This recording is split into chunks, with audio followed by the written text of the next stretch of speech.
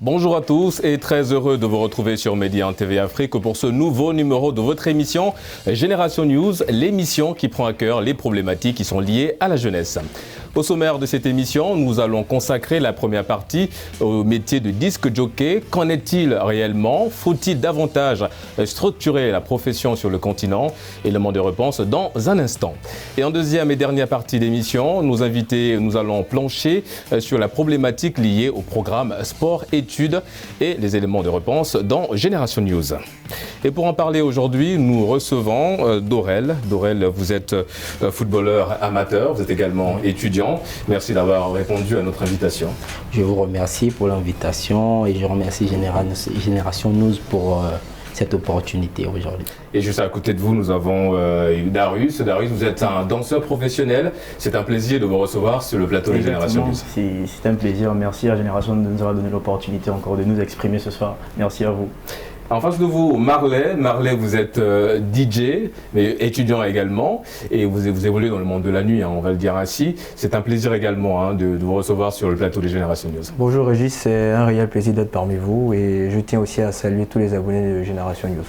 Et nous allons terminer avec Negin. Vous êtes un habitué du plateau de Génération News. Deuxième participation. Vous êtes humoriste web. C'est également un plaisir de vous recevoir. Merci déjà à la chaîne pour l'invitation encore une fois de plus, et c'est un plaisir. Voilà, le décor étant planté, messieurs, nous allons tout de suite entrer dans le vif du sujet.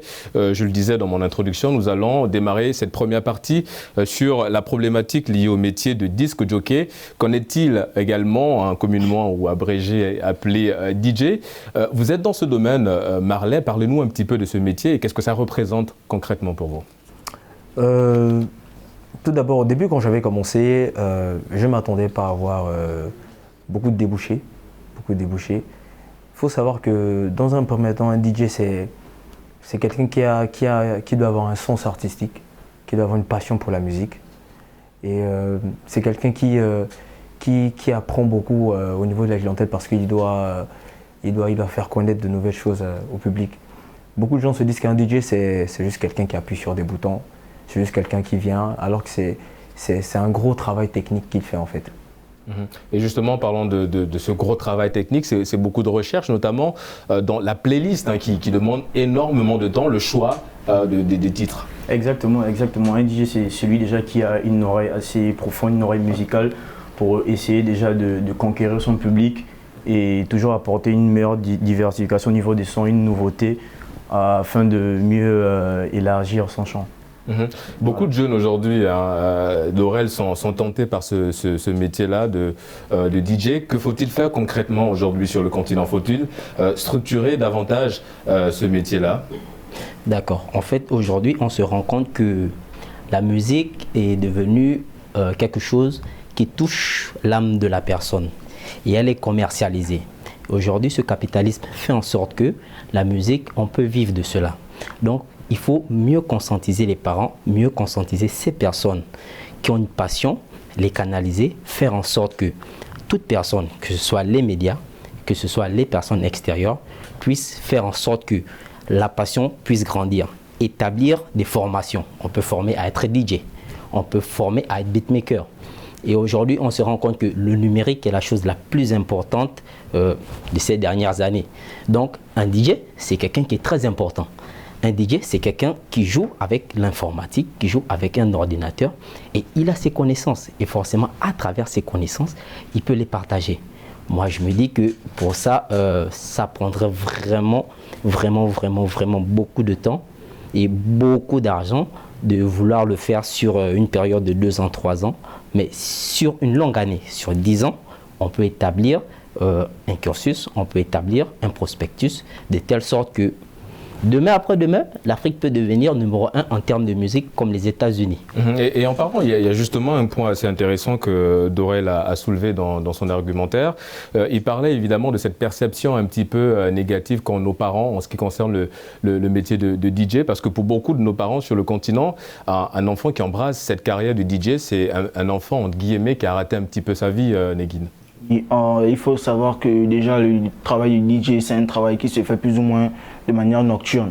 Parce que c'est un travail, il faut tout le temps être à l'affût des gens, être en contact des gens la nuit, dans des endroits un peu discothèques et tout. Donc dire que c'est un travail un peu plus ou moins dangereux, bien néfaste par rapport à celui qui le fait. Bon, moi je vais un peu être en accord avec ça. Donc moi je trouve que les préjugés... Vous êtes en accord parce que c'est un métier qui se pratique la nuit et qu'il y a beaucoup plus... Il y a plus d'interaction la nuit en fait avec le gars qui le pratique. Donc voilà pourquoi je suis un peu d'accord par rapport aux préjugés de ce travail. Mais sinon moi je trouve que si c'est un truc qui apporte vraiment et si le gars le fait vraiment pour son domaine professionnel, je crois que ça peut aller. En parlant de ce métier de DJ Marley, vous êtes dans ce domaine depuis plusieurs années déjà, vous êtes au contact des plusieurs producteurs. Qu'en est-il réellement? Est-ce qu'aujourd'hui vous avez d'autres visions un peu plus globales de ce métier-là? Est-ce que vous avez par exemple envie d'embrasser une autre carrière qui n'est pas très loin de ce métier de DJ? Ouais, en fait, moi à la base j'ai commencé beatmaker. C'est mon prof d'informatique qui m'a présenté un logiciel de DJ. Je me suis embrassé à ça et voilà, jusqu'à présent, j'ai pas lâché ce métier de DJ. Je vais revenir sur ce qu'a dit Negin tout à l'heure, qu'il est un peu d'accord avec le nom qu'on donne aux DJ, c'est-à-dire... ouais, vous êtes appelés les hommes de la nuit. Hein. Ouais. En fait, je pense qu'en Afrique, c'est un sujet tabou. Parce que pour les parents, ici en Afrique, on doit de suite faire l'école. Je vais prendre un exemple, par exemple, j'ai un grand frère à moi qui est en Europe, il vit de ça, il est payé à 1700 € le mois. Ça, c'est en Europe. Parce que je me dis qu'en Europe, c'est pas quelque chose de tabou. Alors qu'ici en Afrique, je veux pas dire que les parents ont totalement tort. Non, ils n'ont pas totalement tort. Je vais leur donner raison parce que on a eu des grands frères qui ont eu embrassé la danse, la musique, qui ont voulu être rappeurs, qui ont voulu être DJ. Ils n'ont pas réussi à le faire. Il y a d'autres qui sont venus, encore ils ont fait. Et c'est la raison pour laquelle je pense que nos parents sont un peu protecteurs en fait. Et en fait, j'ai l'impression qu'ils veulent pas qu'on puisse faire les mêmes erreurs que nos parents, et que nos grands frères autant pour moi. Et c'est la raison pour laquelle ils nous mettent plus sur le chemin de l'école en fait. En parlant du chemin de l'école, oui, vous voulez rajouter un truc, Darius? Je vais rebondir sur ce que Marley a dit par rapport aux parents. Je pense qu'on devrait mieux structurer le métier des DJ au niveau de l'Afrique, parce que c'est assez mal perçu. On comprend d'ailleurs les parents parce que c'est assez compliqué. On sait que le monde de la nuit, c'est un milieu assez folklorique. C'est assez troublant de s'apercevoir que son enfant effectue ce genre de métier. La nuit, il y a les tentations, il est tout le temps en contact avec des femmes. D'ailleurs, avec des femmes, je pense que c'est ce qui fait défaut. Et c'est pareil aussi pour la danse. Les parents ne sont pas totalement d'accord concernant la danse. Quand les enfants se lancent assez tôt, les enfants ne reçoivent pas souvent l'encouragement de la part des parents. Ils ne sont pas très encouragés parce que ils considèrent qu'il n'y aura pas de suite. En parlant de parents, Marley, vous qui êtes dans ce domaine-là, comment ça s'est passé la première rencontre avec vos parents quand vous avez justement annoncé la nouvelle? Je ne vais pas vous mentir, ça ne s'est pas très bien passé. C'était terrible parce que quand j'ai annoncé la nouvelle à mes parents que je suis disc jockey et tout dans les boîtes de nuit, surtout mon père, il n'a pas apprécié en fait. Il n'a pas apprécié, il m'a dit soit c'est l'école, soit c'est ça. Mais après, ce qui a fait en sorte que je puisse m'imposer, c'est mes bons résultats scolaires. Je pense que c'est ça la clé en fait. Vous pouvez faire ce que vous voulez, mais un parent va toujours vous demander les résultats scolaires. Si les résultats scolaires ne suivent pas, honnêtement, je ne vois pas un parent qui va être d'accord avec le métier que tu veux embrasser. Déjà qu'en Afrique, ça ne paye pas. En Afrique, ça ne paye pas parce que... Et justement, est-ce que vous vivez de cette passion-là, de ce métier-là aujourd'hui? Vivre de ça, c'est trop hier. Je suis à Dakar, actuellement, c'est pour mes études. Je continue toujours mes études actuellement. Et c'est un métier, actuellement, personnellement, je ne me plains pas. Je ne me plains pas parce que ça me permet réellement d'arrondir ma fin de mois en fait. Ça me permet d'arrondir ma fin de mois. Nous savons tous que la situation à Dakar n'est pas facile pour tout le monde. Nous savons ça. Et il faut savoir chercher un petit tremplin en fait. Un petit quelque chose qui pourra vous aider à arrondir vos fins de mois. Et moi personnellement, je ne me plains pas en fait. Voilà, ne pas dépendre forcément des parents. Parce que ça fait aussi plaisir de savoir qu'à un moment donné, j'ai des amis qui sont aussi DJ. Des fois, les parents appellent pour dire bon, ça va être chaud ce mois. Il appelle le papa pour dire non, t'inquiète pas, avec mon métier, j'ai pu gérer et tout. Ça fait un peu plaisir. Et quand les résultats scolaires suivent, c'est encore mieux en fait. C'est encore mieux. Ce que Marley a eu à dire, ce que les parents ne savent pas en fait, c'est que ici, des fois, il y a certaines personnes qui n'arrivent pas à s'en sortir avec un seul western. Et des fois, il faut chercher un deuxième boulot. Et donc, être disc jockey peut aider à arrondir la fin du mois. De telle sorte que s'ils peuvent comprendre qu'aujourd'hui, que ton enfant soit beatmaker, que ton enfant soit DJ, que ton enfant soit même, on va dire, vidéo, l'essentiel, danseur. L'essentiel, c'est qu'il puisse avoir quelque chose qui l'aide à tenir la fin du mois. Les Américains disent, fais ce que tu veux pourvu que tu fasses de l'argent.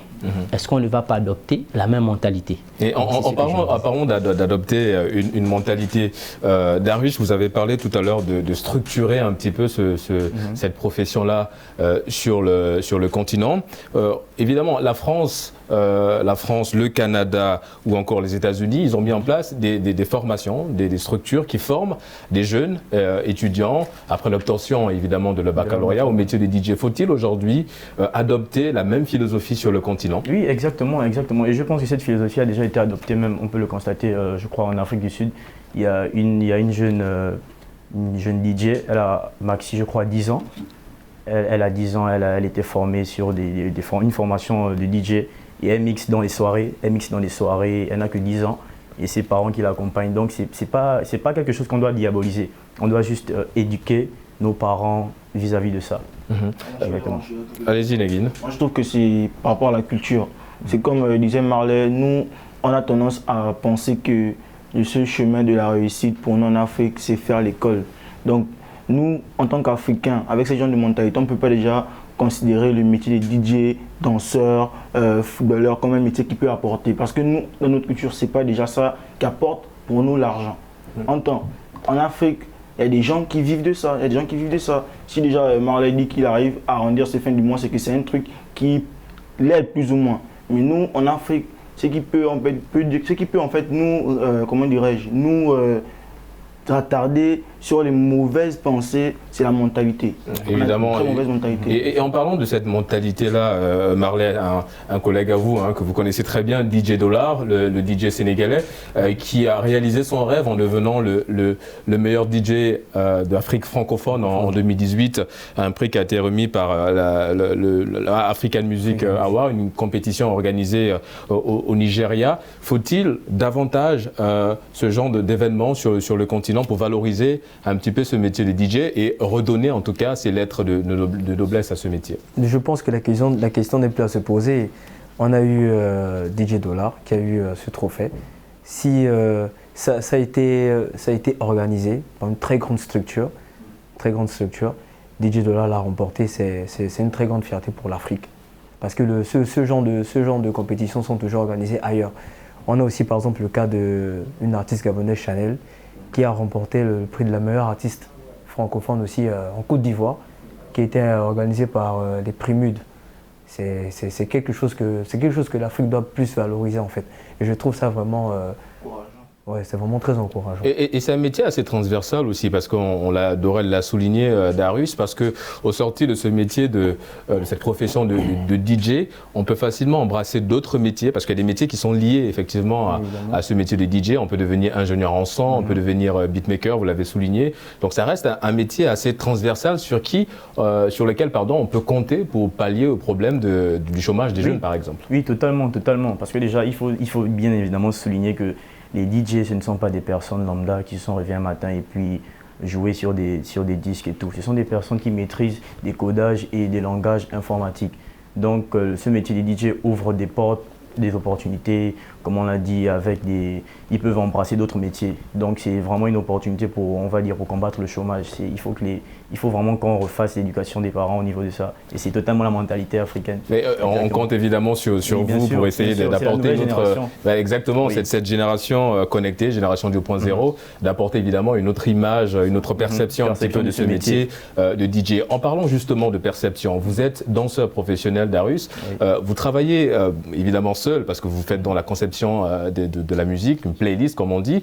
Vous êtes danseur professionnel, vous mettez en place des chorégraphies, mais vous travaillez également avec les DJ. C'est important pour vous de valoriser ce métier-là, de travailler avec eux? C'est toujours important parce que bien avant d'établir des chorégraphies, on a besoin des DJ. On ne peut pas faire des chorégraphies sans des sons.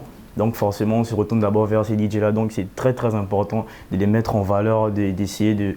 Voilà, c'est toujours important. Les DJ d'abord avant tout. S'il n'y a pas de DJ, il n'y a pas de chorégraphie, ça c'est sûr, ça c'est clair. Ce sont eux qui dictent la chorégraphie. En fait, quelque c'est part. carrément ça. En fait, s'il n'y a pas de DJ, il n'y a pas de chorégraphie. Parce que tu ne peux pas danser s'il n'y a pas de son. Donc c'est exactement ça. Voilà. Oui, allez-y. Et aujourd'hui, cet ensemble, c'est l'entertainment. On se rend compte que l'entertainment, aujourd'hui, c'est beaucoup d'argent. S'il faut faire venir certains artistes, ça demande de l'argent. S'il faut organiser des concerts et inviter des DJ, inviter des danseurs, faire des prestations, ça demande de l'argent. Donc on se dit que c'est peut-être pas encore aujourd'hui un métier que nos parents considèrent comme vraiment stable, mais c'est quelque chose où il y a de l'argent. Et donc on peut se dire que ça peut être une deuxième main. Aller plus loin, ça peut être de l'entrepreneuriat, parce qu'on entreprend. Parce que quelque part, justement, le métier de DJ, c'est une forme d'auto-entrepreneur. Vous êtes auto-entrepreneur quelque part, parce que le matériel, c'est vous, vous êtes le produit, et la musique aussi, voilà, effectivement. Exactement. Et parlez-nous un petit peu de cette passion-là, comment elle est née. Vous avez dit tout à l'heure, évidemment, ça part des grands frères, mais quelles sont vos sources d'inspiration? Qu'est-ce qui vous inspire aujourd'hui quand vous allez mixer dans une soirée? Ce qui m'inspire le plus, c'est d'abord la passion pour la musique. D'abord, il faut aimer ce qu'on fait. Parce que si tu n'aimes pas ce que tu fais, tu ne peux pas bien la faire. J'aime ce que je fais, c'est ce qui me motive le plus en fait. Parce que quand je vais mixer en soirée, je prends du plaisir. Je prends un réel plaisir en allant mixer. Donc c'est la raison pour laquelle je m'accroche toujours à ça. Et c'est comme je l'ai dit tout à l'heure, ça permet aussi d'arrondir ma fin de mois. Et les inspirations sur le plan musical, c'est-à-dire vous vous inspirez beaucoup plus de la musique nigériane, de la musique ghanéenne, congolaise. Quelles sont vos sources d'inspiration en termes sur le plan musical? J'écoute du tout.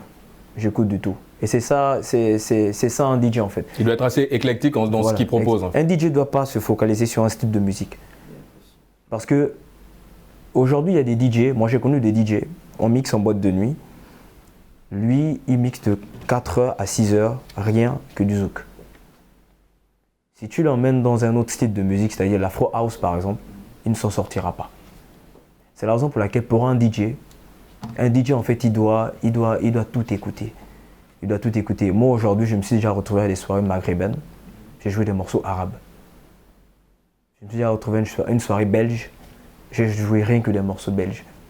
Mais pour ça, il faut avoir, c'est comme a dit Darius, il faut avoir une oreille musicale très élargie en fait. Si tu n'as pas une oreille musicale très élargie, tu ne pourras pas t'en sortir.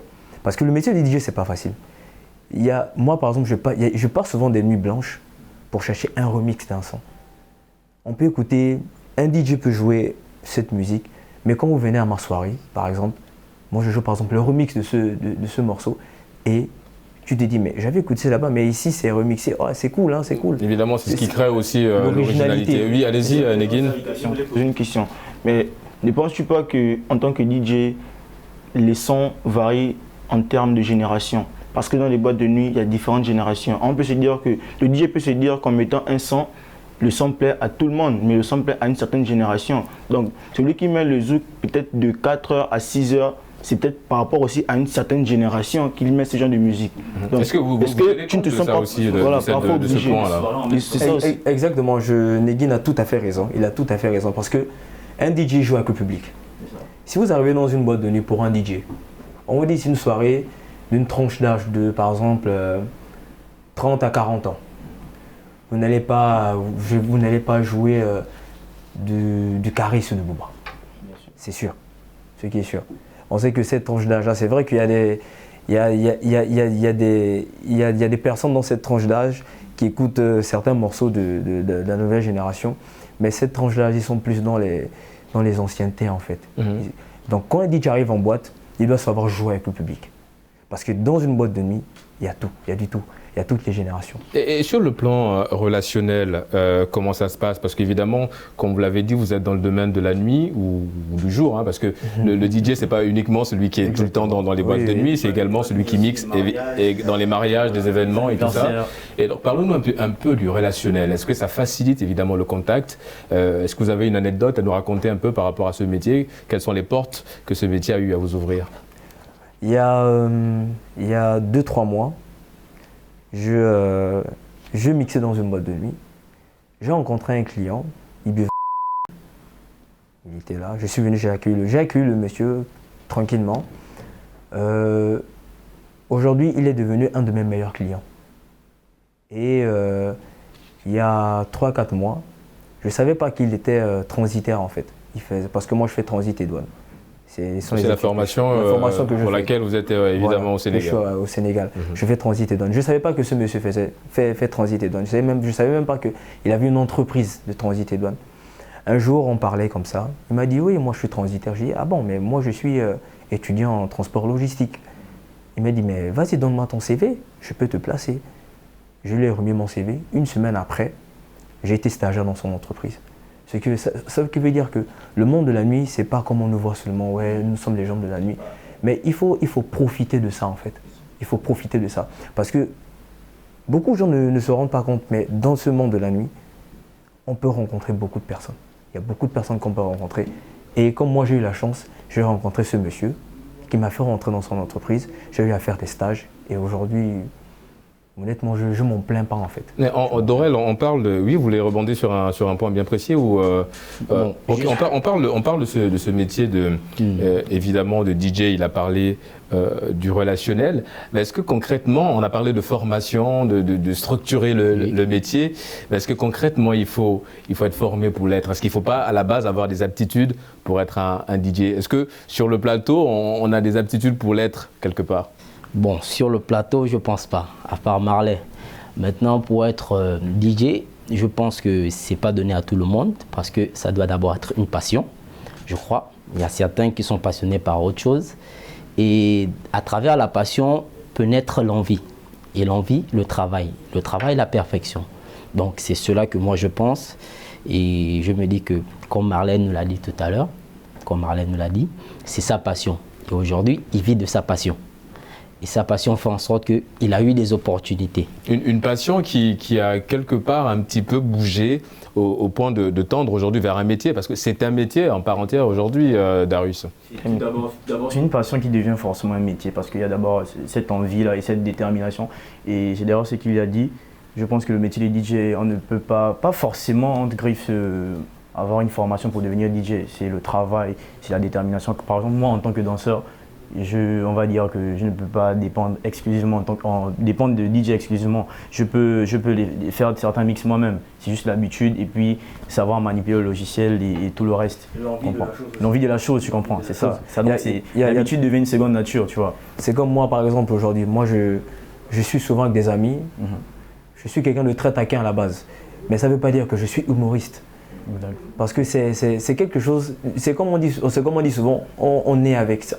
C'est inné quoi. C'est inné souvent. C'est inné souvent. Moi par exemple, bon, peut-être que je suis né avec, je ne sais pas. Mais honnêtement, c'est quelque chose que je fais par passion. C'est comme je l'ai dit tout à l'heure, moi je suis quelqu'un de très taquin. Quand je suis là, je peux sortir des vannes, mais ça ne veut pas dire que je suis humoriste. Voilà, évidemment, ça part de la passion. Et aujourd'hui, comme on l'a souligné, c'est un métier à part entière. Il nous reste évidemment quelques minutes avant de clore cette première partie d'émission. On va un peu ramasser tout ce qui a été dit dans cette première partie. On a parlé évidemment de structurer, on a parlé de l'accompagnement aussi quelque part de l'État, des dirigeants. Dorel, on a parlé un petit peu. Je pense que c'est ce qui reste aujourd'hui, c'est de se dire le métier de DJ n'est pas qu'une simple passion, c'est un métier qu'aujourd'hui des jeunes peuvent réussir dans ce métier-là, mais évidemment avec l'accompagnement des autorités, Dorel. Oui, je pense que, comme je le disais antérieurement, je pense qu'aujourd'hui, le métier de DJ sur 10 ans, c'est quelque chose qui sera pris au grand dépourvu. Est-ce que dans 10 ans, c'est pas un peu trop tard? Est-ce qu'il ne faut pas déjà démarrer là tout de suite Ça a déjà commencé, je crois que ça a déjà commencé. D'accord. Bon, moi je me dis plus pour l'Afrique francophone, parce que l'Afrique anglophone a démarré, mais l'Afrique francophone, trouver un DJ parmi les artistes les plus riches, c'est assez difficile. C'est clair. On n'en a pas eu. Mais qu'est-ce qui peut expliquer ça? Je veux dire, qu'est-ce qui peut expliquer qu'aujourd'hui, on a l'impression que tout commence par l'Afrique anglophone, que ce soit l'Afrique du Sud, le Rwanda, le Kenya. On a l'impression qu'évidemment, ce métier-là, on l'a connu que dans ces pays-là. Alors qu'en Afrique francophone, on a des DJ, à l'exemple des DJ Dola. Pourquoi on a l'impression que la réussite commence toujours par cette partie du continent? Pourquoi, Marley, selon vous? Parce qu'ils sont plus outillés, voilà. Parce qu'ils sont plus en contact avec, on va dire, les Américains. Les Américains. Je crois que c'est vrai, on a des c'est- pays anglophones c'est ça, comme les pays l'Afrique du anglophones. Sud par exemple, Voilà, qui est un pays le anglophone. Nigeria, Ça facilite en fait. Ça facilite en fait. Facilite en fait. Mais on a un très bon exemple ici en Afrique, DJ Dollar par exemple, qui a eu ce prix. Et je pense que c'est déjà un très bel exemple pour nos structures ici, pour qu'ils essaient de plus s'impliquer et essayer de valoriser le métier de disc jockey en fait. Parce que je trouve qu'on est un peu trop sous-coté en fait. Oui, exactement. Pour les gens, un DJ, c'est quelqu'un qui va pas à l'école, ou alors celui qui n'a rien à faire de ses journées, qui est là juste pour mixer. Moi par exemple, il y a des gens qui me posent la question, est-ce que toi tu apprends? Est-ce que tu vas à l'école? Est-ce que tu vas à l'école? Entre les soirées, tu passes C'est tes ça, nuits. tu passes tes nuits en boîte blanches, de tu nuit. tombes à des nuits. Est-ce que toi tu vas à l'école? Mais beaucoup ne savent pas que je vais à l'école parce que je ne suis pas forcément obligé de montrer que je vais à l'école. Et donc, on va terminer sur ça. Que faut-il faire concrètement aujourd'hui? Est-ce que c'est justement d'insérer petit à petit, étape par étape, cette formation-là, ce processus de formation des DJ dans les cursus scolaires? Exactement, il faut déjà essayer d'insérer ça petit à petit. Ça ne va pas aller du coup, mais je pense qu'avec le temps, ça ira. Pas sur 10 ans, mais petit à petit, en insérant ça, je pense que ça pourra aller avec la nouvelle génération et avec les NTIC, les nouvelles technologies d'information et de communication. Je pense que ça pourra aller à merveille. Exactement. Et c'est ici que nous nous arrêtons pour cette première partie de votre émission Génération News. On marque une courte pause et on vous retrouve dans quelques minutes. À tout de suite. De retour sur le plateau de Génération News pour cette deuxième et dernière partie de l'émission. Et nous allons tout de suite aborder la deuxième problématique liée au programme sport-études. Alors, nous le savons tous, le sport apporte une forme de stabilité chez l'homme, disons un corps sain dans un esprit sain.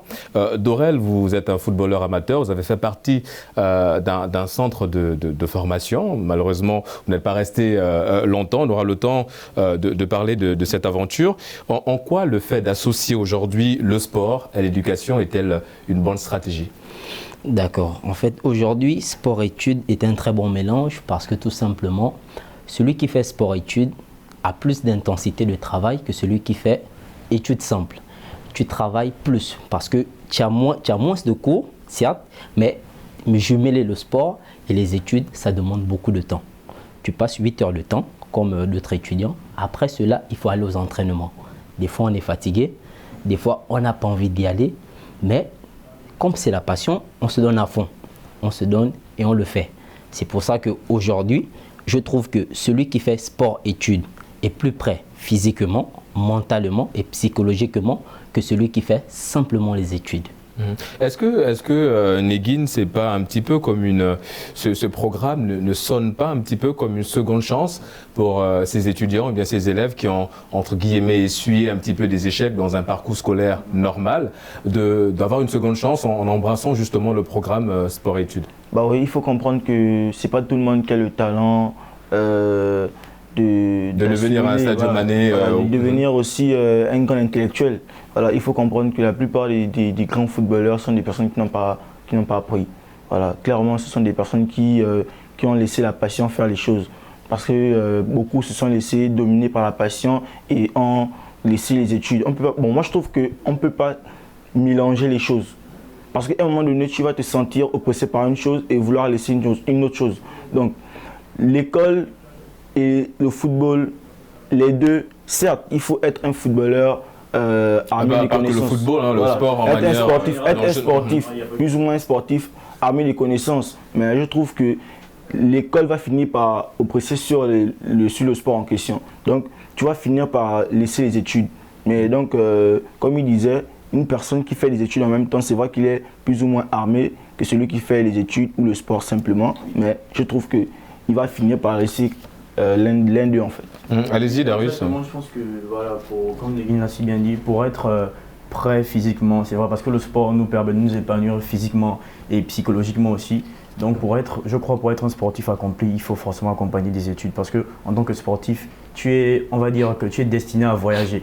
Tu es destiné à rencontrer d'autres cultures. Donc, l'école va forcément t'aider parce qu'il y a certains footballeurs qui parlent au moins 3 à 5 à 4 langues. Tu te rends compte que si tu ne fais pas l'étude, genre tu fais juste le sport, tu voyages et tu n'arrives même pas à entendre les consignes du coach. C'est quand même assez gênant pour toi. Donc c'est une opportunité à ces élèves-là, à ces étudiants ou ces jeunes de pouvoir lier les deux. Et ce sera plus facile. En parlant de cette capacité à lier les deux, parce qu'on vous a présenté en début d'émission comme étant un danseur professionnel, mais le petit point qu'on a écorché, c'est que vous êtes un ancien international gabonais, vous avez participé à des compétitions. Dites-nous comment ça s'est passé, évidemment, ce lien-là, ce link entre les études d'un côté et le sport de l'autre côté. Et d'ailleurs, c'est ce qui a d'ailleurs fait en sorte que je puisse pas suivre le rythme, parce que j'étais plus axé dans les études et mon père n'a pas forcément... Parce que mon père, il est kinésithérapeute, il était kinésithérapeute dans l'équipe nationale. Donc il n'a pas forcément adhéré au fait que je puisse suivre cette voie-là parce que j'étais destiné au voyage uniquement. Et je ne pense pas que si je continuais dans le sport, je devrais avoir mon bac, je ne pense pas. Parce que je devais être très loin à l'heure qui est. Donc, mais ça s'est plutôt bien passé la première année. Après, j'ai dû abandonner pour suivre les cours et voilà. En parlant d'abandon, Marley, c'est un phénomène qui malheureusement prend un petit peu de l'ampleur sur le continent. Quand on parle du décrochage scolaire, il y a beaucoup qui abandonnent malheureusement les études. Le programme sport-études aujourd'hui installé par les académies de sport de manière générale, ça reste un moyen assez efficace aussi pour lutter un petit peu contre ça, contre l'abandon scolaire.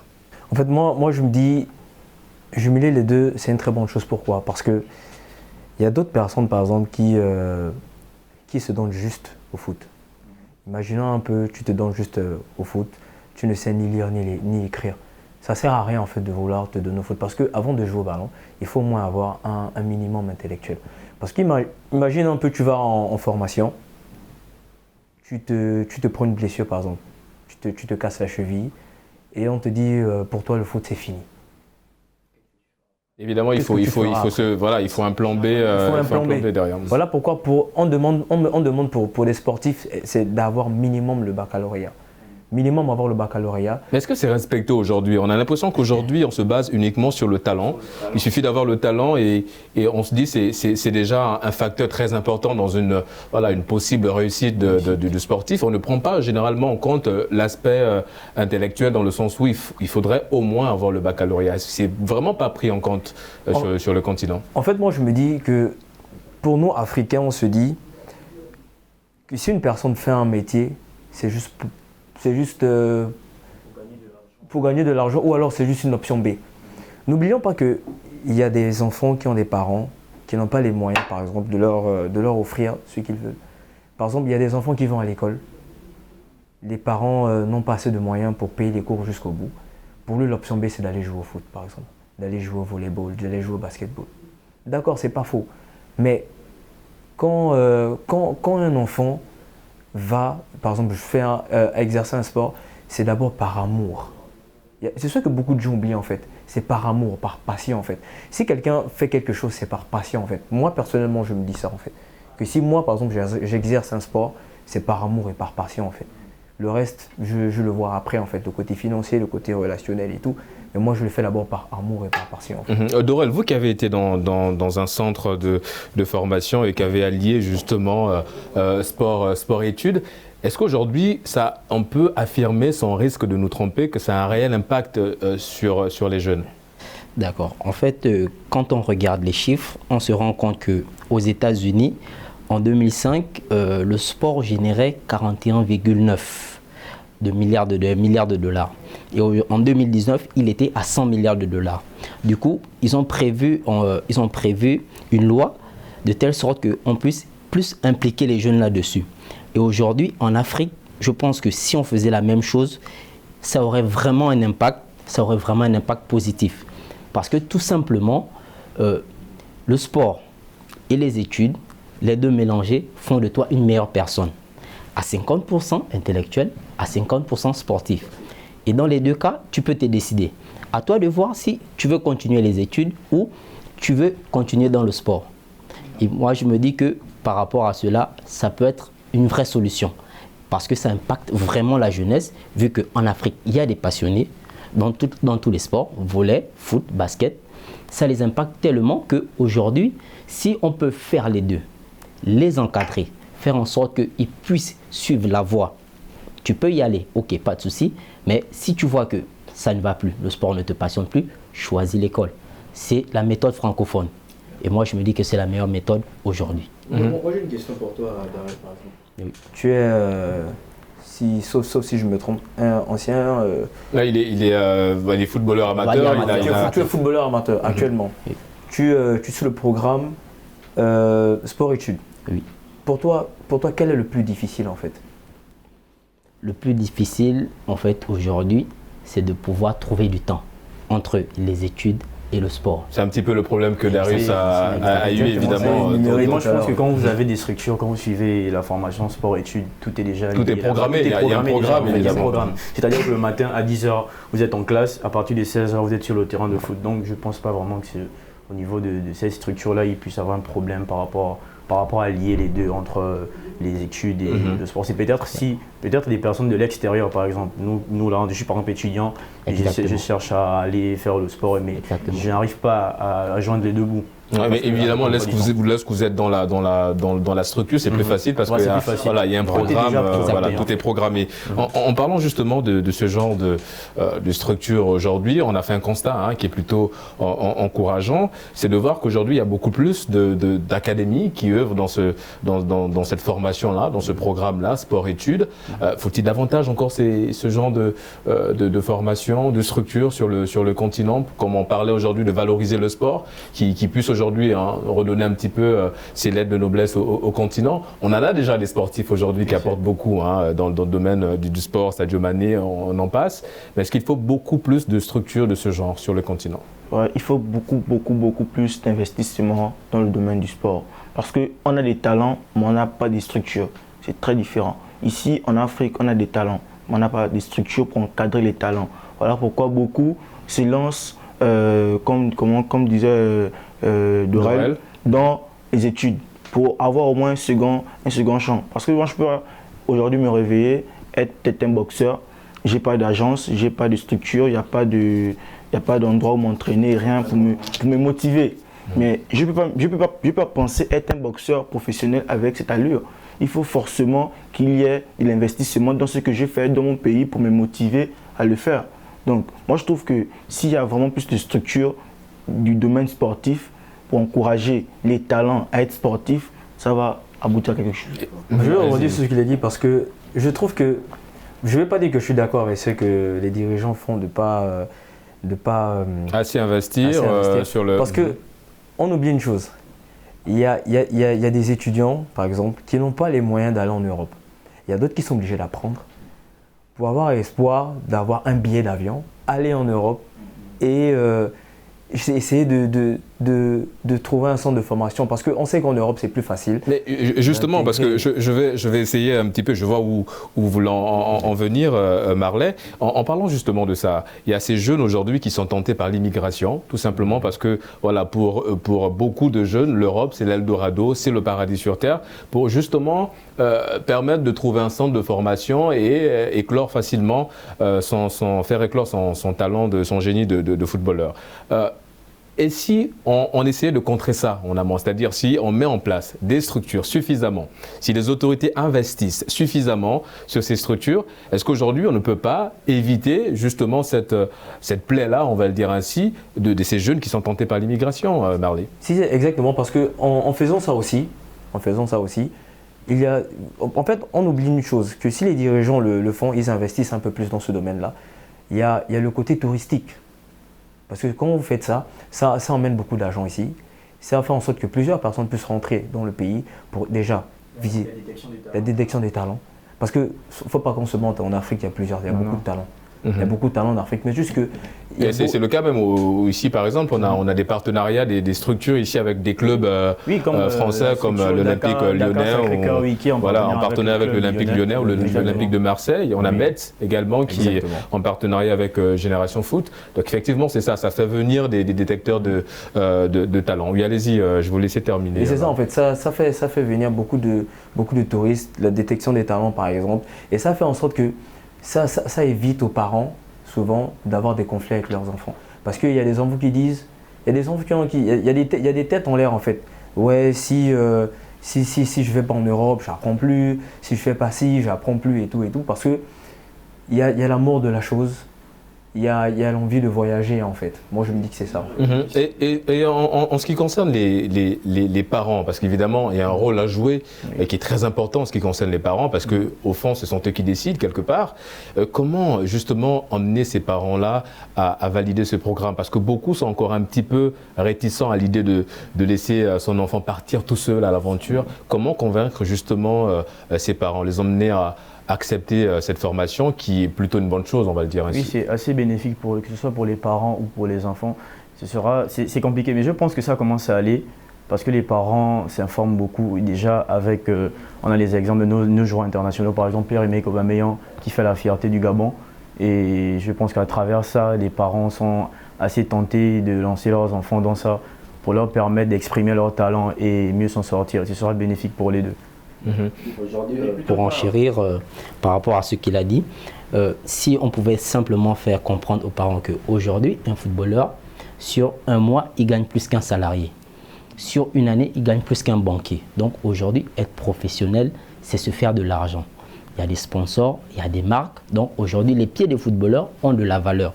Tu es toute une entreprise parce que derrière toi, tu as des notaires, tu as des fiscalistes, tu as tout un lot de personnes. Oui, c'est tout un, des agents, c'est toute une équipe. La sécurité. Oui, moi, j'avais une question en fait. C'est plus ou moins problématique parce qu'on a l'impression que lorsque la personne s'investit, elle a de la motivation. Mais lorsque la personne devient professionnelle, la personne se démotive pour d'où elle revient en fait. Donc, je vais prendre l'exemple plus ou moins de certains professionnels qui ont été dans des situations un peu néfastes avant de devenir professionnels. C'est-à-dire, si aujourd'hui l'État ou plus ou moins certains pays ne valorisent pas le sport, c'est parce qu'ils se disent qu'ils ne gagnent rien à l'intérieur. Parce qu'on peut pousser un joueur ou bien on peut pousser un sportif à devenir ce qu'il veut être. Mais que va-t-il apporter après? En fait, c'est justement, vous partagez son avis, vous pensez que le problème il bloque à ce niveau parce qu'on a des joueurs professionnels qui deviennent immensement riches, mais qui n'investissent pas en retour sur leur pays d'origine, merci. Ils n'investissent pas sur leur pays d'origine. On a l'impression qu'ils ne sont pas tout à fait en quelque sorte reconnaissants. Le côté chauvin. Voilà, exactement. Ils ont de l'argent et pour eux, ils vivent leur vie. Ils pensent à ça. Mais j'avais une autre question aussi. Est-ce que dans ce programme de sport-études-là, est-ce qu'on a pensé aux impacts négatifs sur la santé des jeunes? Parce qu'on se dit que là, les jeunes, on va dire l'adolescence, c'est cette transition-là, cette transition de notre vie qui peut commencer de 10 ans à 19 ans. Mais est-ce que en adaptant les enfants dans dans un autre environnement un peu différent, d'hyperactivité, est-ce que ça n'a pas un impact sur leur santé, sur leur métabolisme ou bien sur leur organisme, par exemple, genre sur sur la croissance ou bien le développement osseux? Est-ce que ça n'a pas d'impact? D'accord. En fait, aujourd'hui, si tu constates bien, le sport, on le pratique dès le primaire jusqu'en terminale. Nous avons un programme sport dans les études. Et jusque-là, tu te rends compte que c'est bénéfique pour le corps. Jusque-là, c'est bénéfique. Ça aide au développement. Maintenant, l'impact négatif, comme dans toute chose, il y a un côté pervers. C'est tout à fait normal. Maintenant, la chose, c'est plutôt comment cadrer les parents. Il faut expliquer aux parents qu'on peut être footballeur professionnel, on peut faire sport, études, mais attention, il y a toujours un mauvais côté. Ne pas trop mettre d'espoir là-dessus. Parce que c'est bien beau de vouloir devenir professionnel, mais il faut expliquer, comme il a dit, qu'il y a la blessure. Parce que le risque zéro, ça n'existe pas. Est-ce que ce ne serait pas à nous plutôt d'expliquer aux jeunes que sport-études, c'est très bien, mais attention, parce que Tu peux te blesser au football, mais je ne pense pas que lire un livre, ça blesse. Et je pense que, oui, évidemment, lire un livre, ça ne blesse pas. Eh bien, il a totalement raison, Dorel, en parlant de ça, parce que, évidemment, le programme sport-études, c'est, comme on l'a dit, c'est toute une équipe derrière. Je pense que Darius allait dans ce sens-là. Il y a toute une équipe, il y a des psychologues qui sont là, justement, pour accompagner ces étudiants-là. Il y a plein de monde qui entoure l'étudiant. Et je pense qu'effectivement, c'est assez intéressant ce programme. Je pense que peut-être que vous allez partager mon avis dans ce sens-là. Intéressant parce que ça permet évidemment, comme Negin l'a dit, lorsqu'on voit des professionnels qui réussissent, ils ont tendance malheureusement à verser dans le côté obscur et de verser dans des situations un petit peu compliquées. Je pense que le fait de les encadrer très tôt, ça permet quelque part, Marley, d'éviter évidemment ce scénario-là. Exactement, parce que c'est comme je ne sais pas qui a soulevé le sujet en disant, non, c'est Negin, il a dit, il y a d'autres quand ils sont chez eux, ils n'ont rien et tout, c'est difficile pour eux, mais quand ils voyagent, ils deviennent immensément riches. Il y a ce qu'on appelle l'aspect nouveau. Quand tu découvres quelque chose, tu es gourmand en fait. Et moi je me dis que c'est ça en fait, c'est la raison pour laquelle il y a certains qui n'arrivent pas à investir chez eux parce qu'ils se disent qu'avant ils n'avaient pas ça. Et dès qu'il a essayé, il doit profiter de sa chose en fait. Moi je me dis que c'est un peu ça. Est-ce que c'était difficile pour toi, Darius, lorsque tu as embrassé évidemment cette carrière de footballeur professionnel, de devoir te détacher de ta famille? Non, mais je ne me suis pas totalement détaché de ma famille en quelque sorte, parce que j'avais déjà mon père auprès de moi, donc c'était pas si difficile que ça. En termes d'habitude, il y avait des amis que tu as dû malheureusement laisser. Oui. Pendant une certaine période, c'est vrai, mais c'est un sacrifice. On a tous des convictions et voilà, chacun a ses priorités, on sait ce qu'on veut dans la vie, donc quitte à perdre quelques amis, ça va pas faire de mal. J'ai une question pour Darius. Si il parle il avait déjà son père en avant. Ne peut-on pas dire que le fait d'être plus ou moins poussé dans un domaine professionnel suscite l'effort de quelqu'un d'autre? Je pense que vous étiez. Non, j'avais des aptitudes en fait, pour ça parce que je suis. Bon, je ne vais pas tout étaler là aussi. En fait, j'avais des aptitudes, donc c'est juste que mon père était là vu qu'il était kinésithérapeute et donc il me suivait de très près. C'est pas qu'il me poussait, c'est le travail en fait, c'est juste le travail et ça a contribué. Je suis quitté d'un club à... Moi j'avais juste allez-y, une contribution. Une question pour Negin. Est-ce que ces footballeurs qui vont à l'étranger et qui n'investissent pas chez eux, est-ce que c'est pas par rapport à un manque de patriotisme? Mais je pense que le patriotisme, quelque part, il est là. Attention, le patriotisme, il est là. Mais je pense que c'est peut-être une question de volonté ou autre chose. Après, il y en a qui investissent sur le continent. Évidemment, on ne va pas que tirer à boulet rouge sur ceux-là qui n'investissent pas. Il y en a qui investissent. Et c'est justement peut-être de nous inspirer un petit peu de ceux-là, de ceux qui investissent. On l'a dit, c'est une manière pour eux aussi de remercier un petit peu le pays pour ce qu'ils ont apporté. Voilà, Sadio Mané qui investit au Sénégal. Une école dans son village. Exactement. Donc c'est ça aussi, c'est de pouvoir ramener un petit peu cette belle ambiance-là sur le continent et sur le pays. Revenons évidemment sur cette formation de sport-études. On l'a dit, c'est quelque chose d'assez intéressant. L'État peut-être n'investissent pas peut-être assez dans le domaine de sport. Mais est-ce que vous pensez concrètement, Dorel, que quand on parle aujourd'hui d'investissement, les joueurs qui n'investissent pas sur leur continent, est-ce que vous pensez réellement que c'est le seul facteur clé qui bloque cette envie-là des autorités d'investir? D'accord. En fait, aujourd'hui, les joueurs qui n'investissent pas chez eux, je ne pense pas que ça soit un frein pour l'État de mettre les moyens. Aujourd'hui, il y a plusieurs facteurs qu'il faut voir. Parce que c'est bien beau de dire que l'État ne met pas les moyens, mais des fois l'État met les moyens et les résultats ne suivent pas. Est-ce que c'est pas ciblé quelque part? Est-ce qu'on n'a pas l'impression aussi que les sports sont un petit peu ciblés? Voilà, on investit beaucoup plus dans un domaine sportif qui apporte plus, disons, investir beaucoup plus dans le foot que dans la boxe par exemple. Est-ce que c'est pas le fait aussi que ça soit un peu ciblé quelque part? Exactement. C'est surtout ça parce que bon, nous sommes en Afrique, le sport roi c'est le football. Après peut venir le basket, mais il y a certains sports qui sont assez négligés. Les arts martiaux, c'est pas trop ça. Tennis de table, je ne sais même pas si ça existe en Afrique. Du coup, on peut se dire que l'État a ses priorités et certains sont mis Ouais, certains sont mis dans le noir au détriment de certains sports, c'est ce qu'on va dire. Mais c'est là aussi le côté assez intéressant de ce principe, de ce programme de sport-études. Dorel l'a un petit peu souligné, Darius, c'est le côté où ces structures vous permettent quelque part de découvrir d'autres sports qui étaient méconnus, en tout cas sur le continent. Oui, exactement. Ça nous permet de découvrir beaucoup d'autres sports comme l'athlétisme et plusieurs autres sports. Ça, on a la possibilité de... Voilà, il n'y a pas que... En fait, c'est comme on a dit, c'est déjà ciblé en fait. Voilà pourquoi, on va dire, certains États n'investissent pas, on ne va pas dire n'investissent pas assez, mais les sports sont ciblés. Voilà pourquoi certains sports, on a l'impression qu'ils sont sous-cotés. Et c'est à cause de ça, je crois. C'est à cause de ça. Formation, sport-études, ça reste évidemment la clé quelque part de la réussite de ces étudiants-là qui décident d'avoir une seconde chance. Mais évidemment, il faut l'accompagnement derrière. Ça a été le cas pour vous? Vous avez aussi été tenté, Marley, par cette aventure-là d'embrasser une formation sport-études? Oui, j'ai vraiment été tenté par le foot. Hein.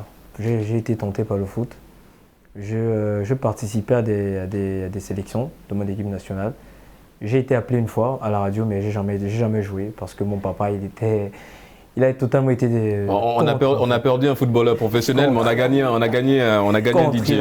Il a totalement été contre. Il m'a clairement dit non, ça, mon petit, laisse ça, va à l'école. Il faut comprendre aussi qu'il y a plusieurs contraintes aussi. Hein.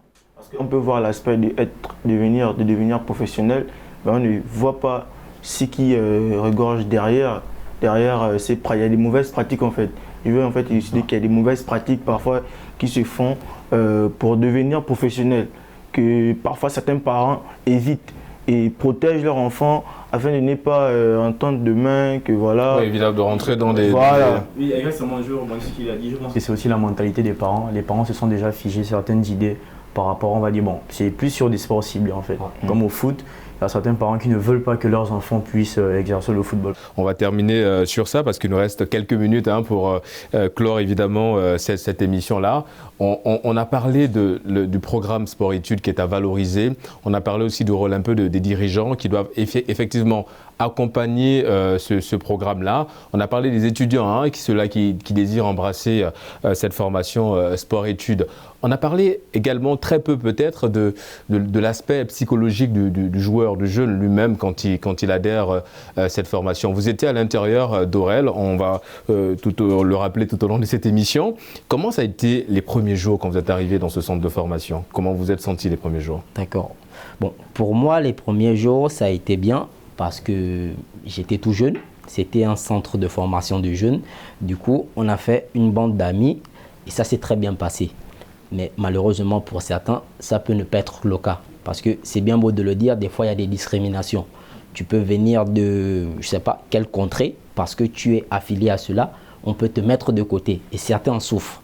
Du coup, je ne peux pas exactement dire si le vestiaire il est bon ou pas, mais ce que je peux affirmer, c'est que des fois, il y a des vestiaires qui sont bons, selon on va dire, la norme.